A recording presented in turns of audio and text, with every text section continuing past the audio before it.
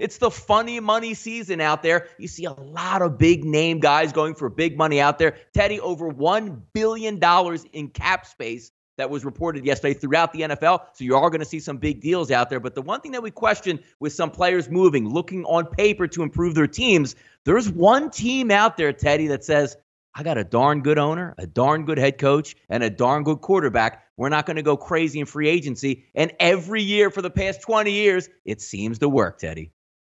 I mean, you look at what the good franchises do in free agency, and you look at what the bad franchises do in free agency, and it's night and day.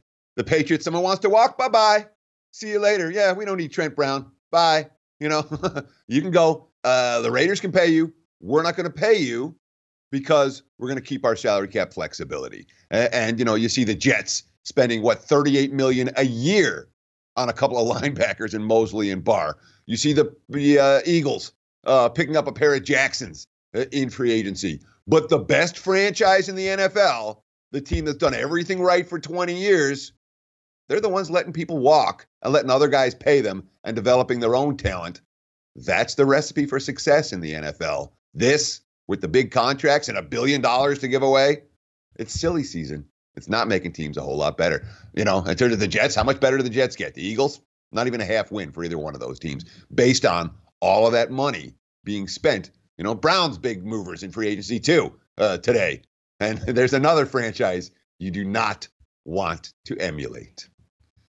No, you're exactly right. And I've lived through it in Philadelphia, and we actually had a team that was dubbed coming in as winning the offseason as the dream team, the Ronnie Browns, the Nnamdi Asomugha's, the Vince Youngs as backup quarterbacks. Nobody's going to stop us here out on this field. And very rarely, Teddy, do you win a trophy in the offseason for signing the most people because, again, you're coming in outside of the culture. These guys are like hired guns coming in from the outside, and also it sets up a little bit of, competition inside saying, hey, this team drafted me. They're taking care of guys outside the building and bringing them in as opposed to me. I haven't seen it, Teddy, where somebody's had an unbelievable offseason and sprungboard right to a championship. The one outlier in there last year is, you had the foundation for the Los Angeles Rams to make a run for the Super Bowl, loaded up on a couple stars and got to the Super Bowl. But outside of that, you win the offseason doesn't really mean too much during the regular season.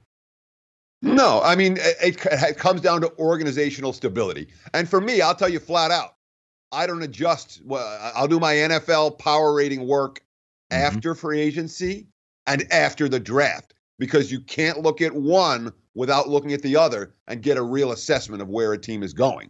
Once you see the basis for the entirety of the offseason, these are the free agents we let walk, these are the free agents we brought in, here are the draft picks we brought in, then you have a much better idea of what to do in terms of that NFL future marketplace. So in my mind, right after the draft, and that's when you see the win totals coming up across the board here in Vegas and around the country.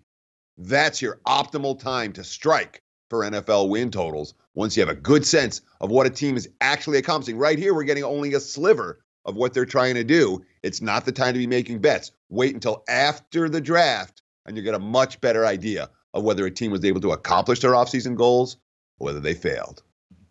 Yep, one team that's able to accomplish their goals, Teddy, and we get a really good feeling right now, is Wofford. 21-0, including regular season and running through the conference tournament. But it wasn't without some struggle yesterday. And if you're looking on the outside, some of those teams that are sitting on the bubble, knowing that this bid, Wofford's probably going to end up going anyway with an at-large bid. You didn't want to cost yourself with a Greensboro win, knocking you off the bubble. 55-50 with 5 minutes to go. And not only that, it's great that they won the game, but if you were sitting with a Wofford ticket -7 down 5 with 5 minutes to go, an unbelievable to run to end the game. And we've seen a couple of these already, Teddy, in conference tournament madness here.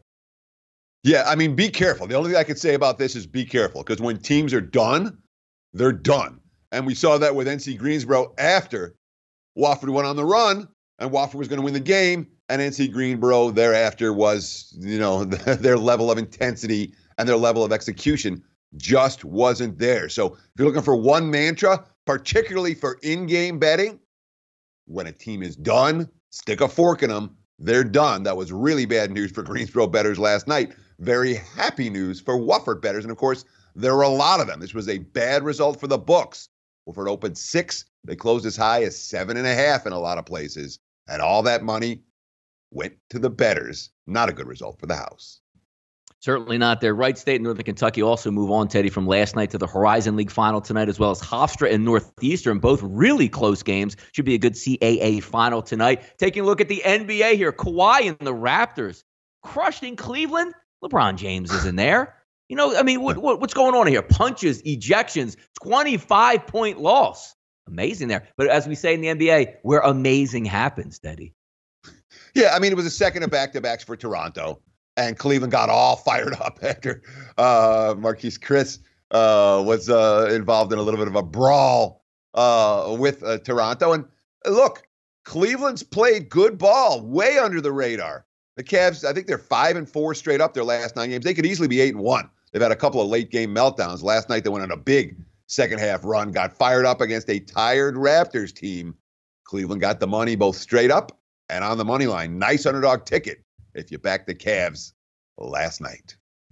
Yeah, Cleveland heads on the road for a back-to-back with the Philadelphia 76ers tonight. Also, if we take a look overall in the standings, Teddy, as we look towards the playoffs, which aren't too far away here, Raptors still have a stronghold in the 2 seed in the East with a 6-game lead in the win column over both Philadelphia and Indiana. And last night, the Celtics got waxed, giving up over 140 points to the Clippers in Los Angeles. The Celtics sit 1 game back of both the Sixers and the Pacers. Major League Baseball season, Teddy, every day it gets closer and closer and closer, doesn't it? It's March 12th, March 20th. We tee it up. Get it ready to go out there. The Atlanta Braves, 90-72 in 2018. Look to improve on that this year. Steady bullpen, good pitching staff, a lot of young hot hitters. Also adding some veteran guys to mix in with the younger guys. Atlanta Braves, that needle's pointing up to me, Teddy.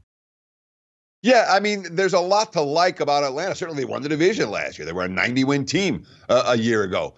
You look at the lineup with Acuna and Freeman and Donaldson and McCann. I mean, they can hit. Some of the young guys, you know, Albies and Swanson have a lot of potential for this lineup. I think the Braves are going to score some runs. Maybe they're going to score runs in bunches. I don't know if they're going to score as much as Philadelphia, but this isn't a lineup that you want to go into and go, oh, yeah, I'm excited about betting the Braves under the total. Nuh-uh. And especially not with the pitching staff. Fulton Awitz is hurt already, and their concerns, it's the guy who was a difference maker for them last year. Their concerns that it could linger. You look at the rest of that rotation, Newcomb, Teran, Gausman, you know, it's not a who's who of guys you're going to have to lay big prices with when they're on the hill. This team was number 6 in profitability last year, and all their profits came on the road. They were actually money losers at home, but they won 47 games on the highway a year ago. Rare for a young team. Made the postseason, and they're certainly live to do it again. From a value standpoint, a lot of the teams in their division made bigger splashes in the offseason. I wouldn't be surprised if Atlanta once again is at least marginally profitable in 2019, the same way they were in 2018.